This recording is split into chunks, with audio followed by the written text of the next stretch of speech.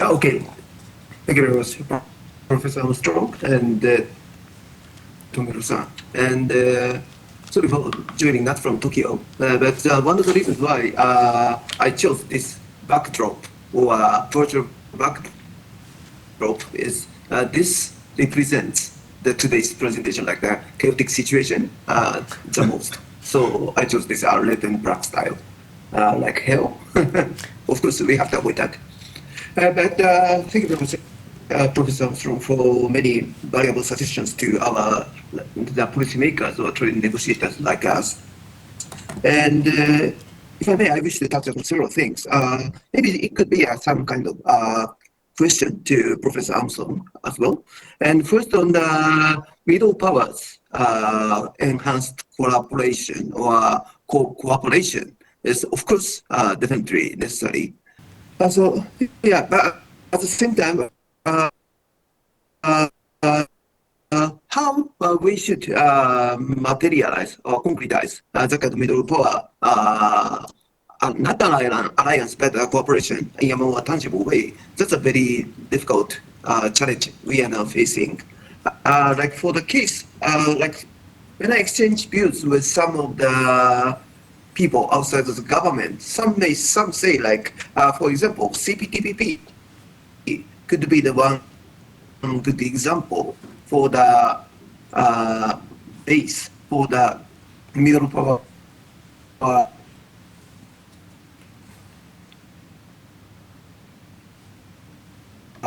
cooperation. But as Professor Armstrong, CPTP 12 countries and committing to the high standard principles and disciplines. But even amongst the CPTP members, there are some a bit diverse views, especially like how the general review of the CPTPP now ongoing should aim, which kind of level in terms of suppose like the digital trade rule or something we should aim at. So there could be some, so of course that could be minor from the viewpoint of the outsiders, but for the insiders, that could be sometimes a huge gap between developing members and developed countries, or sometimes between the Americas and those in the Asia.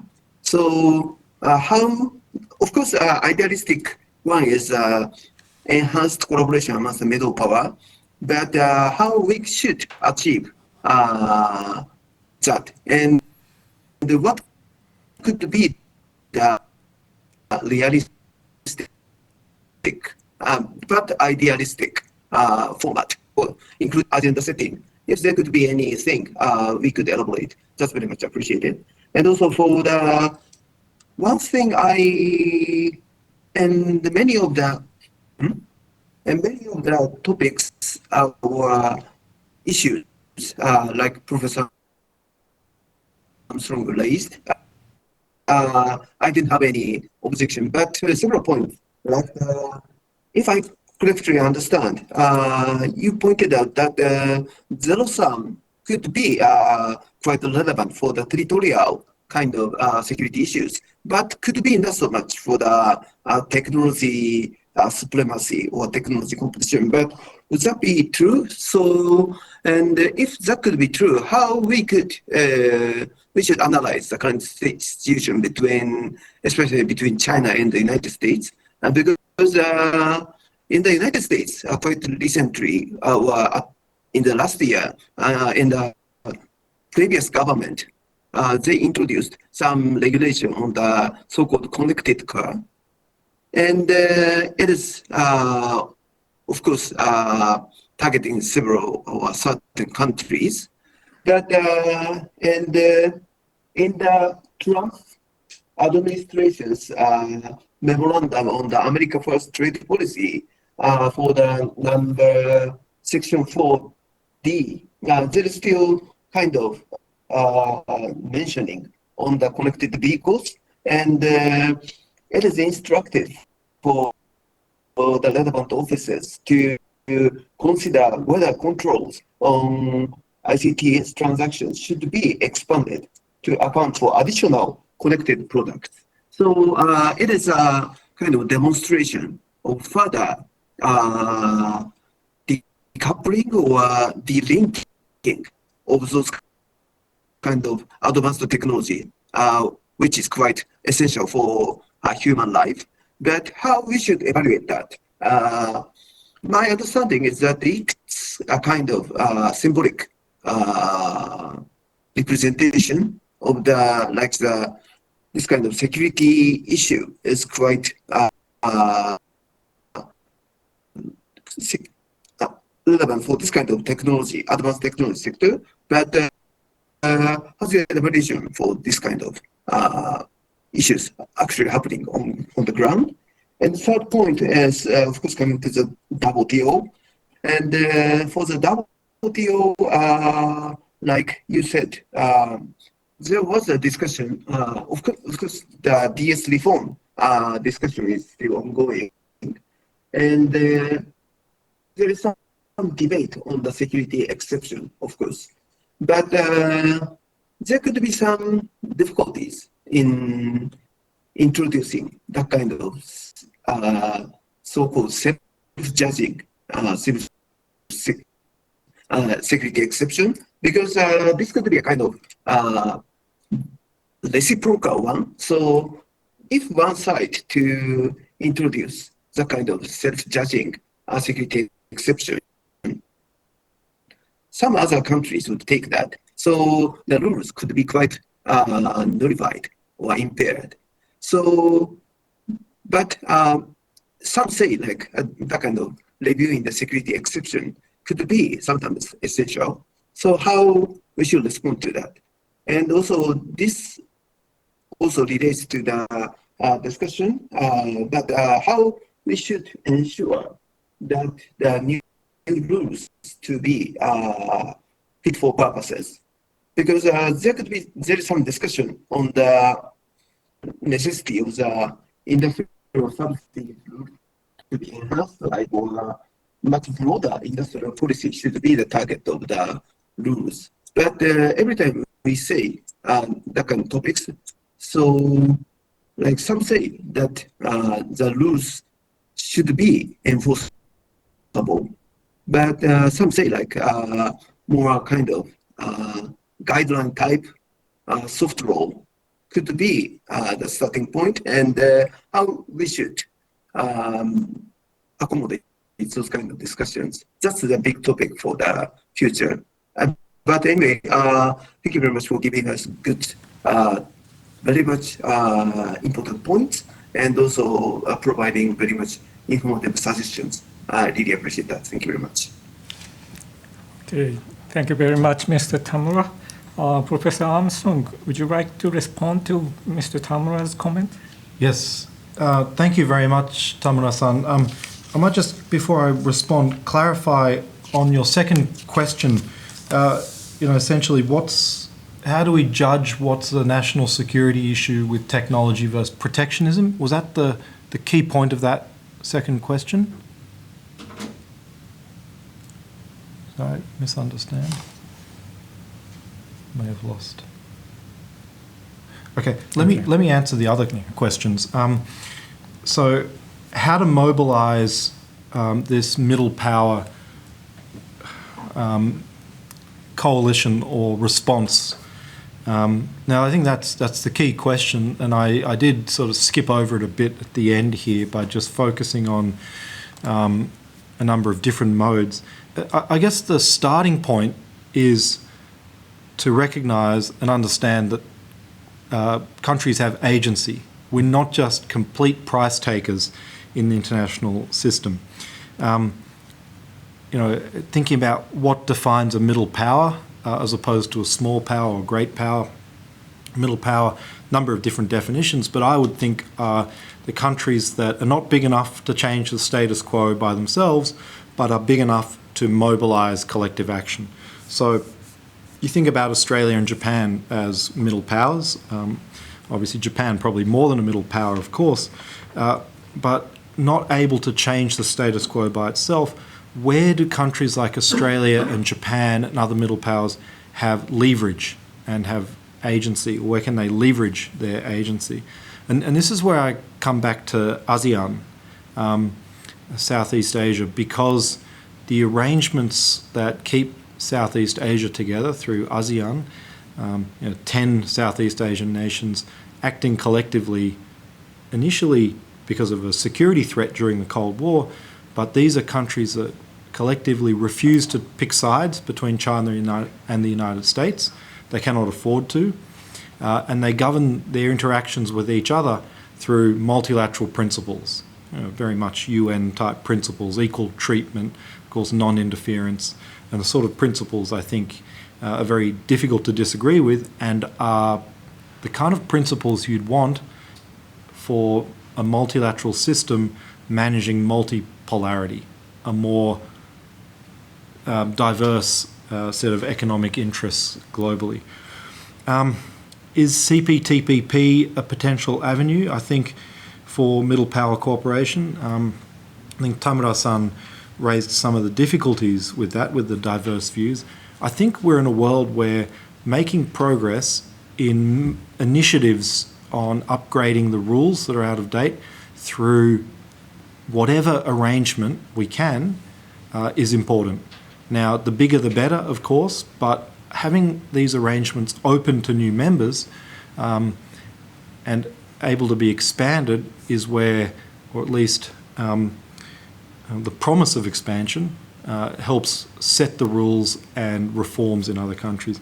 And this is where this relates, I think, to the fourth question from Tamura-san on, he didn't raise this, but I'll raise this, potential Chinese accession to CPTPP. This is another challenge for the CPTPP and its other members that want to join. We've had one success with the United Kingdom. China is a whole different ballgame and it's going to be very difficult. But how do we ensure rules are fit for purpose, and how do we deal with things like rules on industrial policy? Tamura-san's fourth question. Well, for China to be able to join the CPTPP, it needs to dismantle its industrial subsidies. And that's quite a big reform that will remake in China the relationship between the state and the market. The state-owned enterprises would have to move to competitive neutrality and have to dismantle this system of industrial subsidies. That's in our interest, as the question implied.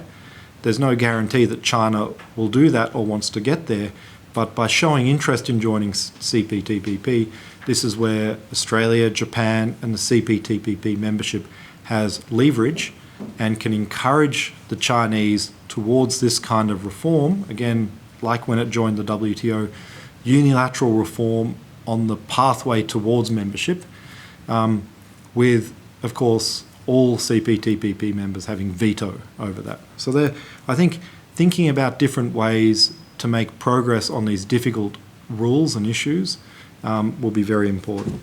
That relates to the idea of dispute settlement system reform and self-judging as a developing economy, perhaps. This is where I think having more economies join MPIA while continuing to try to reform the dispute settlement system that needs reform and to save that system is a priority. But to think about, well, where can we do deals with, the Chinese signed up to MPIA, expressing a stake and showing its interests in the rules-based system, the established order.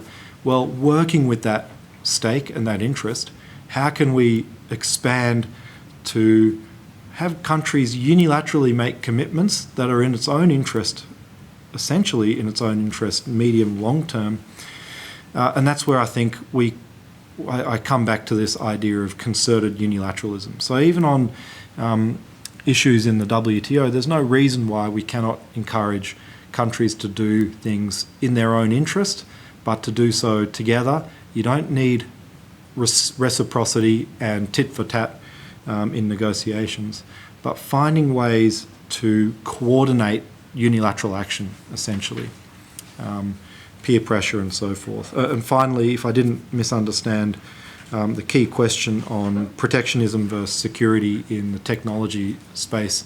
That's, of course, a big question. I'm not sure, but I'd only argue that it should not just be what one of the great powers determines it is, especially when there's such an entanglement and a mix between protectionism, security risks, and so forth. So I think this is where, again, what Japan determines as a security risk will be different from what the United States determines, but Japan by itself will not be able to do too much in the face of that. So again, collective action by middle powers through regional multilateral forums that are going to be our defense against great power. Thank you. Let me take the advantage of moderator position. Then I'd like to ask one question. That's the question Tamura-san referred to. Your description of the zero-sum